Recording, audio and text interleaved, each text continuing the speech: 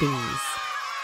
As dawn broke in Beedham one morning in early spring, the Bee Council gathered before Queenie, the guardian of all the bees in all the lands, to discuss bee issues.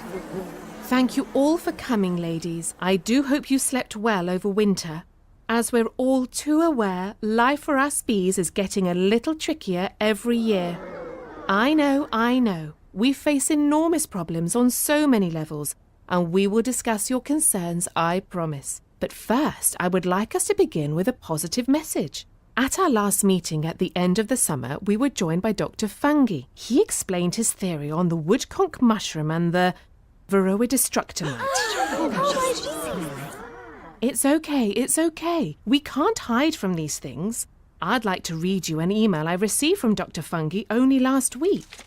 Dear Queenie, my research into the effects of the woodconch mushroom on the Varroa destructomite has been very interesting. My theory that the woodconch once controlled the nasty viruses has to be larvae from these horrid little beastlings has been proven correct. The busy honeybees that allowed me to experiment with the woodconch in their hives have responded fantastically well. There is still work to be done, but it is really exciting. Oh, Queenie, this is brilliant news. Those horrid Varroa destructomites are so scary. I know they are, my dear, but I do feel this particular problem is in magnificent hands. Dr Fungi is a true genius. Hooray for Dr Fungi! Now, ladies. I'm afraid we must press on with other matters. But remember, girls, there is always a solution. We just have to find it. I want to thank those of you who were up in time to complete my online survey. It seems clear your main concern is the lack of pollen and nectar due to the shrinking number of flowering plants. And the flowers we do find are sprayed with stinky bug spray that make us feel all dizzy and sick. Why do humans always spray everything with yucky chemicals? They do it to keep plant-eating bugs away. Well, they keep us away too. And if we don't help them pollinate their plants, there won't be any plants. I don't understand why humans are always lopping the heads of delicious dandelions. She's right, you know. Yesterday there were millions of their sunny little heads swaying in the breeze outside my new nest. And today they're all gone. All of them. Only their skinny little stalks are left. And there are still at least 3 weeks before the spring flowers open. I hear you completely. Sadly, this terrible loss of juicy pollen and nectar-rich flora is repeated all over the world.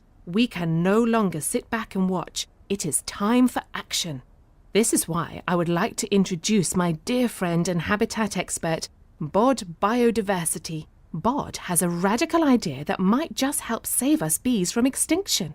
I think you're going to like what she has to say. Hello, ladies. It really is an honour to be with you here today. I have heard your concerns and I have seen the problem firsthand. So what should we do? I propose that you bees take control and help human children to understand the importance of flowers by teaching them a happy song. A what?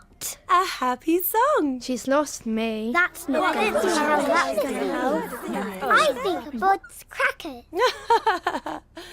You know I can hear you. Ladies, please, allow Bod to finish. I didn't think we were allowed to talk to humans. Well, yes. Usually that is the best way. And they might well freak out a little at first. But these desperate times call for drastic, out-of-the-box action. I think you will agree the main issue seems to be those silly human bees don't get biodiversity. Hit it, honey! Those teeny tiny buzzy bees got one ginormous job. They pollinate the food we eat from nuts to apricots. If bees go, so do strawberries, apples, mangoes, grapes, cocoa to make chocolate, vanilla for milkshakes. And in return for this food, the bees ask one thing: grow flowers rich in pollen. You ready? Sing! Seeds for bees. Come on, sing it now. Seeds for bees. Yeah, we'll show you how. Seeds for bees. That's right, sing it loud. Seeds for bees. You hear what we're saying? We need that flower power and we need it right now. Bees' habitat is vanishing to fields of monocrops. Sprawling concrete cities' chemicals make them drop. How to stop this tangled mess? Set wildflowers free.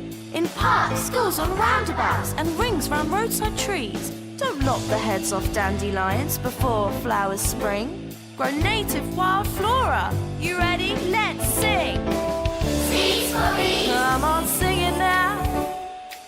Seeds for bees. Yeah, we'll show you how. Seeds for bees. That's right, sing it loud. Seeds for bees.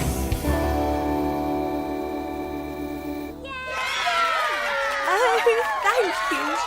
Thank you. Thank you, ladies. You are so kind. It's a brilliant idea. She's a genius. Seeds for bees. It's so catchy. We must teach our bee song to every human child we see. Tell all your worker bees too. We need all wings to the wind if this is going to work. Thank you, Bod. It's my pleasure, ladies. Come on, girls. What are we waiting for? Let's get singing. What do we need? Seeds for bees. All the bee queens return to their nests with their happy song dancing round in their heads and hope in their hearts. So, if you come across any singing bees this spring or summer, you can join in their bee song too. Or better still, why not teach it to your friends, parents and teachers, so you can all join in and help save our bees.